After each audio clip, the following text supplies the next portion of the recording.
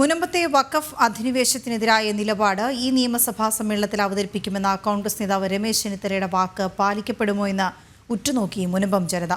മുനമ്പം വിഷയത്തിൽ UDF സംസ്ഥാന വ്യാപകമായി സമരം നടത്തുമെന്ന് പ്രതിപക്ഷ നേതാവ് പ്രഖ്യാപിച്ച് 1.5 മാസം പിന്നിട്ടിട്ടും തുടർ നടപടി ഉണ്ടായില്ല.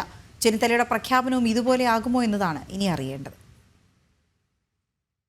മുനമ്പത്തെത്തുമ്പോൾ വഖഫ് അധിനിവേശത്തിനെതിരെ വാചാലരാകാറുള്ള കോൺഗ്രസ് നേതാക്കളാരും UDF യോഗത്തിലോ ജനപ്രതിനിധികളുടെ അവകാശവും അധികാരവും വിനിയോഗിക്കേണ്ട ഇടങ്ങളിലോ മുനമ്പൻ ജനതയ്ക്ക് അനുകൂലമായ നിലപാട് സ്വീകരിച്ച് ഇതുവരെ കണ്ടിട്ടില്ല.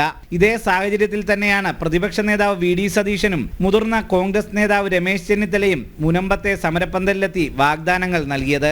കഴിഞ്ഞ 2-ന് മുനമ്പത്തെ സമരപ്പന്തലിലെത്തിയ ചെന്നിത്തലയോട് സമരസമിതി അംഗങ്ങൾ ചോദിച്ചത് നിയമസഭയിൽ ഞങ്ങൾക്കായി ശബ്ദമുയർത്താനും ഇവിടുത്തെ ഭൂമി വഖഫല്ലെന്ന് പറയാനും കഴിയുമോ എന്നതായിരുന്നു.